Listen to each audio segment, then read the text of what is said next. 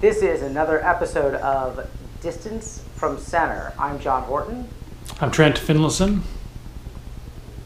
And we're here to talk about what's been going on in water skiing for the last couple of weeks. Trent, looks like you're at home. What's going on at your world? Man, finally back to Texas.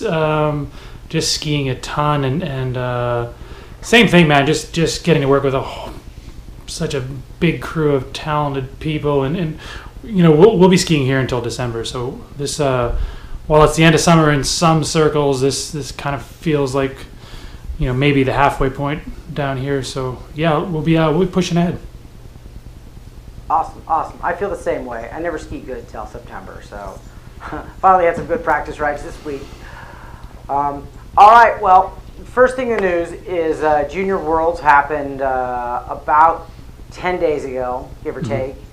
And I confess I can't tell you who won any of the events. I can tell you that I believe that the competition was fair. I mean, there's everything seems on the up and up. But again, this is the same site in Spain where we had those 441s this spring that raised some eyebrows. And in this case, looking at the 116 skiers, junior boys and girls, the 116 skiers, what did I say? 53 of them posted their highest score they had scored in a year. And that's looking at the IWSF dynamic ranking list. If you look at that list, on the far left is your highest score of the year, and then as you go left is your lower scores across. And there's some ties, some equal twos, and frankly some kids didn't ski that good. I went and looked. I looked at some named skiers who I know the families personally, and some kids skied a couple balls below what they expect, but a statistically illogical number of them skied as good as they'd skied in a year. And I haven't confirmed this, the organizers of the tournament claim 101 personal bests across all three events. Of course, I didn't analyze trick and jump. It's preposterous, frankly. Sitting in the vendor tents at Nationals, I spoke to industry people and some pretty highly regarded coaches and some parents. And with the exception of one pro skier, the consensus is nobody knows what's going on. There's one or two people that have some conspiracy theories, and I actually heard some completely wacky conspiracy theories that I'm not willing to repeat. But frankly, nobody believes, except for one pro skier who kind of stands out in the group, that the scores from Junior Worlds or this big dog don't require some kind of scrutiny or second look. And in a world where, and I know I'm ranting on you, Trent, I apologize. No. But in a world where at USA Water Ski, we recently disciplined a driver because that driver had a super bad day and a tournament got downgraded from Class L to Class F. So I think we're maybe too rigid. You look across over to Europe and you see this plethora of amazing scores. And I mean, maybe there is an investigation going on in the background, but if there isn't, why? So sorry, yeah, I grandstand on you there. No, you're good. I mean, but so speaking to that, I don't like the double standard. I don't like that people go out to North Carolina, whatever that was, 2 years ago, and they all skied really well, and based on not much more than that, all of a sudden the hammer comes down and people are getting suspended and scores are getting thrown out with minimal evidence to prove that anything's going on. And then where there's a huge score somewhere internationally, it's not looked at a little bit. But that doesn't mean that I believe something nefarious is going on over there. I had a conversation the other day with someone that I've skied with forever, and we talked about like that those strange irregular tournament days where both ends of the spectrum, where great boats, great driving, great sight, and just one skier skis bad after another, and then on, similarly, or how the exact opposite end of the spectrum can exist. And he proposed a pretty interesting theory to me. Was like, well, we're relying on satellite interaction and perhaps not just number of satellites, which is what Zero Off tells you, strength of satellites, how old those satellites are, how accurate information is being relayed back and forth. I mean, it kind of goes back to Moomba way back when Perfect Pass first switched to GPS. That thing wouldn't work in the city in Melbourne. It wouldn't work under the bridge. It wouldn't work around the high rises, and you were getting the right information, but the boat was working terrible. So again, that's devil's advocate. That's one other little thing. Well, let's pop that in there too. Like maybe they're in some super Tesla satellite zone over there where things are just working so seamlessly. I don't know.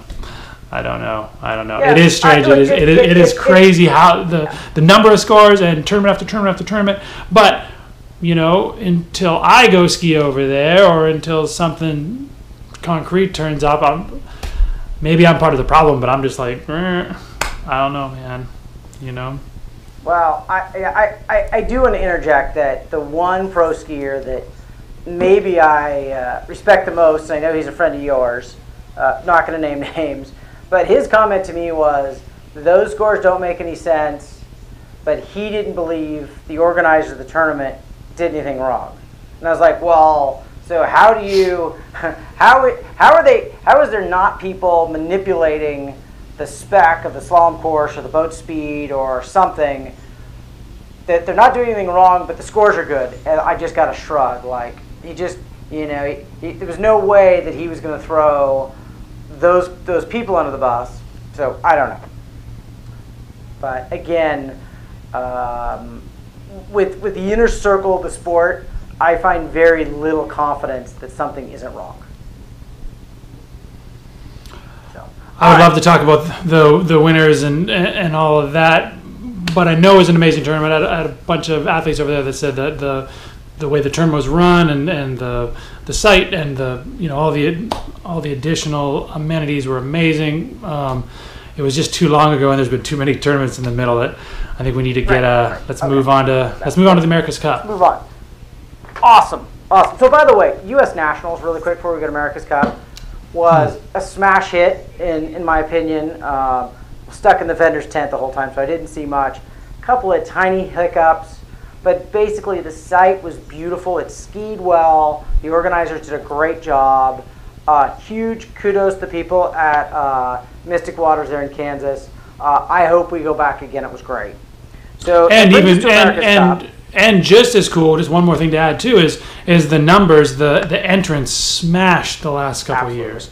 So we can maybe point to a lot of different things. One is the job that, or the anticipation for how good of a job Mystic was going to do, and then two is where we're going next. Is I really believe that the addition of a true U.S. Open in the form of the America's Cup, a pro event, to help showcase where all these grassroots level and amateur level athletes are striving to get towards. The addition of a U.S. Open, I think, had to have played a role in the numbers being so strong. Absolutely. So proximity had a lot to do with it too. I mean, how many skiers were within a 9 or 10 hour drive? That's that's the argument against Florida and California, right? But moving on to America's Cup, so the Open Men and Open Women's events were essentially the prelim for America's Cup. And to me, the most interesting part about this is the guys that are not famous, the guys that you've sort of maybe heard of, but who crushed it. So Brent Triplett, 2 at 41. I guess I knew he could do it, but I don't know. Cale Burdick, 3 at 41, probably the best skier in the world that hardly anybody's heard of. And he's also the nicest guy in the world, full-time job, parent of a couple of really adorable little girls, awesome guy. And then Ryan Canepa, he'd run 39 off in a couple of tournaments in his career in the past again. Mm-hmm. But he squeaked in last place for America's Cup with 1 at 41. And then the regular suspects were at the top of the field, right? So it gets dark. Well, let's be clear. You had to run 39 to get in, right? That was so. Yes. So Ryan's 1 at 41 was the cut, and the tournament ran behind schedule, which, I can see the criticism of it, but I'll tell you, the crowd on shore was insane. I mean, it was an awesome spectacle, right? You could nitpick things that maybe you would change if you ran the event. I stood next to people that were like, oh, to change this, change that. No, this is a pro event, is a show, and the crowds were ecstatic. It was fantastic. Oh, well. So we get to the slalom final, and Ryan, by luck of being the lowest seed to get in, was the first off the dock, and the sun's going down, and he had pretty sketch conditions.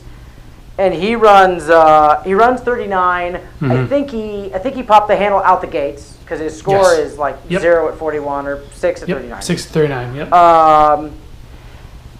And then as the sun's still going down, Brent goes out and he misses his gates. Cale goes out and skis okay. JT gets half at 39. Casey Wilson, good to see him back skiing in a big tournament, 4 at 39. Mm-hmm. Nate Smith runs 5 at 39. So not only did Canepa run 39 off twice in this tournament, but this kid that nobody out of California has really heard of. I mean, if you're in the know, you've heard of him. But this kid that's basically completely unknown goes out and wins the America's Cup. If that's not a feel-good story, I don't know what. It's awesome. It's awesome. And that goes, so this reminds me a lot of back in May when people were, spectators, outsiders, people looking in at the U.S. Masters had this big issue with what they deemed as unfair conditions, and this speaks to that exactly. This is true competition. This is what pro skiing is. Ryan got not the luck of the draw. Ryan was lucky enough to be the bottom seed in. Got to ski while there was a little bit of light. The rest of the guys had to battle dark conditions with a course that wasn't as well lit as we've used in the past. So again, that's competition. And speaking to that, I heard from all the guys complaining. Of all the guys skiing, I heard 0 complaints. It's a little bit bitter probably, but I mean that's what these guys do. They're pro athletes. They ski in whatever conditions they're dealt, and for Nate to lose to Ryan, it was probably a pill he could swallow because he knew that it wasn't completely fair conditions for everyone, but it's not like it took anything away from Ryan's win in anyone's eyes, including the other competitors. So that was absolutely the story of the weekend for me was Ryan Canepa, squeaking in and then winning on the biggest stage of his young career so far.